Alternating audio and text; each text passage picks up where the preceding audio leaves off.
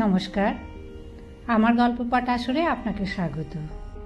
আজ আমি পড়ে শোনাচ্ছি ভাস্কর গাঙ্গুলির লেখা একটি ছোট গল্প, অনল অভিসার। ফোনটা রিসিভ করে ধপ করে ডিভানে বসে পড়ল সুপর্ণা। চোখটা ক্যালেন্ডারের পাতা এক ঝলক বুলিয়ে নিল। আজ 16ই আগস্ট 1985। প্রায় 8 মাস ওর বিয়ে হয়েছে। জানতো খবরটা আসবে, তবু মনকে চোখ ঠেরে যতটা দেরি করা যেত। ওর ফোন হাতে এই হতভম্ব হয়ে বসে থাকা দেখেই শাশুড়ি ঘটনাটা অনুমান করে চিৎকার করে উঠলেন, খেলে তো আমার ইন্দ্রের মতো ছেলেটাকে! তখনই পই পই করে বলেছিলাম রাক্ষসগণের মেয়ে ঘরে এনো না। তা কেউ শুনলে তো? এর নাকি বৈধব্য যোগ নেই। হলো তো এবার, ও সবাইকে খাবে।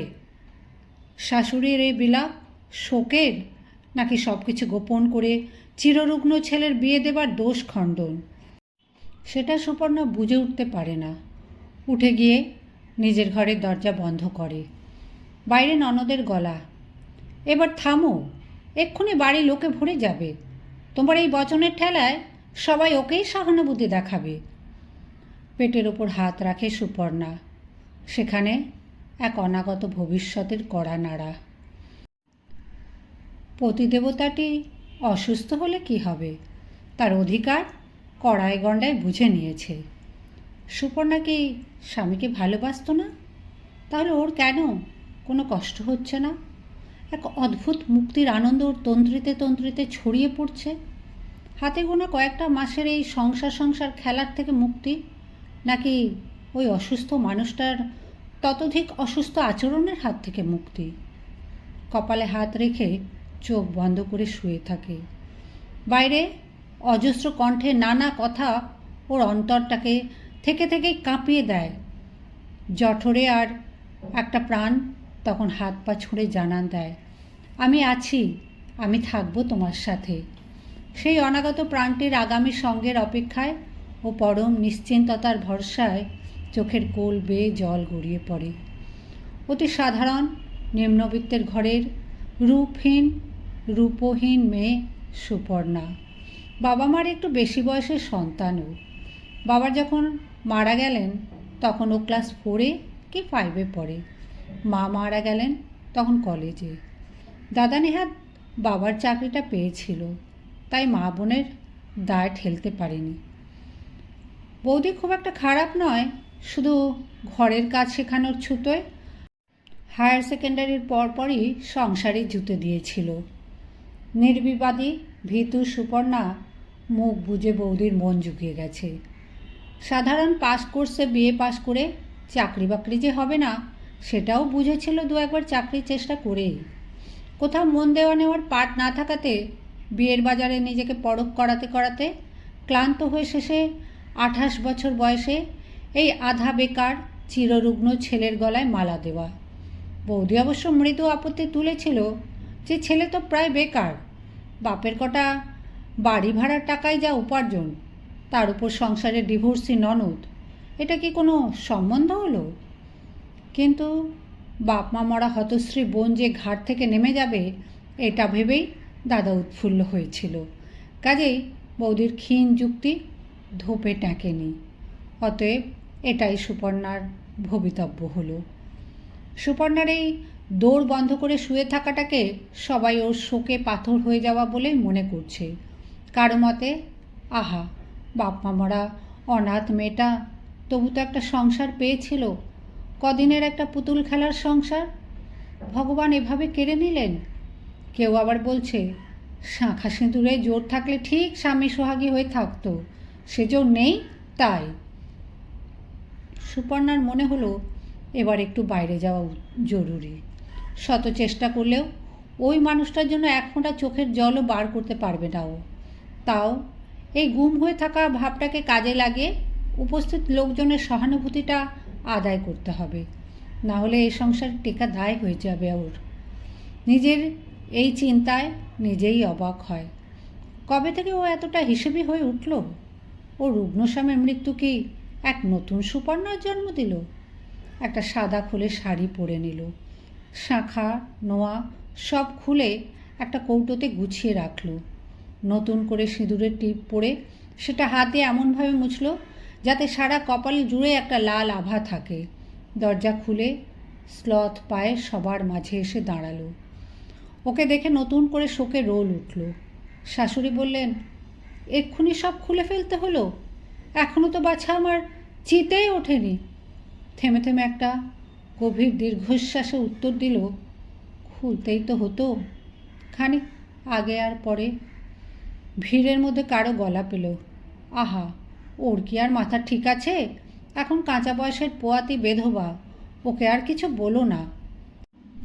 আর চোখে শাশুড়িকে দেখে একবার, হাঁ হয়ে যাওয়া মুখ যেন এক্ষুনি শ্রীকৃষ্ণের বিশ্বরূপ দর্শন করাবেন। মনে মনে বলে, সবার হিসেব আমি নেব। আমার জীবন নষ্ট করার প্রতিশোধের আগুনে তোমাদের জ্বলতে হবে তিল তিল করে।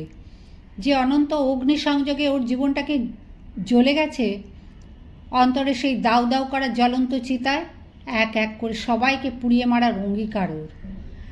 নিজে ঠকে যাওয়ার যে যন্ত্রণা, তার থেকে মুক্তি পেতে যারা ওকে ঠকালো তাদের শাস্তিও দেবেই। কিন্তু কারা তারা? দাদা, শাশুড়ি, ননদ, না এ সমাজ? স্বামীর মৃত্যু সে তো একটা অজুহাত মাত্র। অবচেতনে চলতে থাকা দীর্ঘদিনের আত্মধিক্কার এই একটা অজুহাতে কেরোসিনে ডোবানো মনের মশালটাতে শুধু একটা স্ফুলিঙ্গের কাজ করেছে।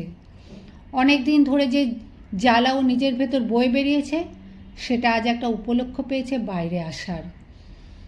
6 মাস হয়ে গেল স্বামীর মৃত্যুর। ভেতর থেকে যে শোক আসে না, তাকে বাইরে থেকে অভিনয় ফোটানো খুব একটা সোজা কাজ নয়। কিন্তু সুপর্ণা এক নতুন উপায় শিখে নিয়েছে। চুপচাপ 1 মাসের মেয়ে কোলে নিয়ে বসে থাকা। তাতে শারীরিক মানসিক দুভাবেই সবার থেকে দূরত্ব রাখা যায়। কিছুই আজকাল ভালো লাগে না ওর। খালি মনে হয় সব জ্বলে উঠুক, সব পুড়ে খাক হয়ে যাক, আর ও বসে বসে উপভোগ করবে সেই লেলিহান অগ্নিশিখার প্রলয় নৃত্য। কল্পনার হুতাসনের এক অতি অপূর্ব, অতি বিচিত্র রূপ প্রত্যক্ষ করে সে। যে রূপে নানা বর্ণের নানা ছটার খেলা। অনল দোলার এক মনোরম অভিসারের অভিসারিকা হতে চায় ও। তবে এ চিন্তায় ছেদ পড়ল শাশুড়ির একটা ধাক্কায়। বলি, সারাদিন কি এভাবে হাত পা কোলে বসে থাকবে? পিণ্ডির জোগাড়টা করবে কে? আমি বলে জোয়ান ছেলে শোক ঠেলে উঠে পড়লাম, আর উনি 8 মাসে স্বামীর সঙ্গে দুঃখ ভুলতে পারছেন না। বেহায়া মেয়ে মানুষ কোথাকার। জ্বলন্ত চোখে ঘুরে তাকায়। শিশুটিকে দুম করে শুইয়ে দিয়ে হেসেলে ঢোকে। গ্যাস জ্বালিয়ে আবার সেই মোহময় দৃষ্টিতে তাকিয়ে থাকে ওর পরম প্রিয় সেই উদ্গত শিখার দিকে। লেলিহান বর্ণে এক লেহনের আহ্বান অনুভব করে ও। কি করছো কি? এক্ষুনি তো সব জ্বালিয়ে দিতে। পাশে থেকে হাত বাড়িয়ে ননদ গ্যাসটা বন্ধ করে। নির্বাক দৃষ্টিতে সুপর্ণা ঘুরে তাকায়। এবার মেয়েটি ওর কাঁধে হাত রাখে, বলে, একবার আমার কথা ভাবো তো। তোমার তো তাও একটা নিজের বলে কেউ আছে, আর আমার বরে নিল না বাজা বলে। শ্বশুরবাড়িতে থাকা দুর্বিষহ হয়ে উঠল, বাপের বাড়িতেও নিত্য কথার যন্ত্রণা। তাও তো আমি আছি একটা সুদিনের অপেক্ষায়। জীবনটা বড় সুন্দর, তাকে নষ্ট করো না। এই মেয়েটির যে একটা মন আছে, তার সন্ধান সুপর্ণা কোনো দিন পায়নি। চিরকালই এদের বাক্য যন্ত্রণা ছাড়া আর কিছুই জোটেনি কপালে। মনে হতো এই মেয়েটিও রুগ্ন স্বামীর সাথে ঘর করাটাকেও বোধহয় হিংসে করে। দাদা বৌদি তো একবার কর্তব্য করে সেই যে গা ঢাকা দিয়েছে, আর তাদের কোনো পাত্তাই নেই। কে জানে, হয়তো বিধবা বোন আর সদ্যজাত ভাগ্নি যদি ঘাড়ে চড়ে, সেই আতঙ্কে। শাশুড়ি একবার বাপের বাড়ির স্বাদ খাওয়ানোর ছুতো তুলে চালান করার চেষ্টা করেছিল, কিন্তু এই ননদটি নানা অজুহাতে ওকে আটকে দিয়েছিল। হয়তো সকলের সহানুভূতির প্রকাশ করা একরকম থাকে না, কে জানে।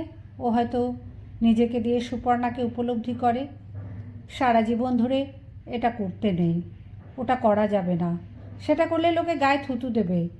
এই সব অবদমনের মাঝে সুপর্ণার আত্মা কোথায় যেন চাপা পড়ে গেছে।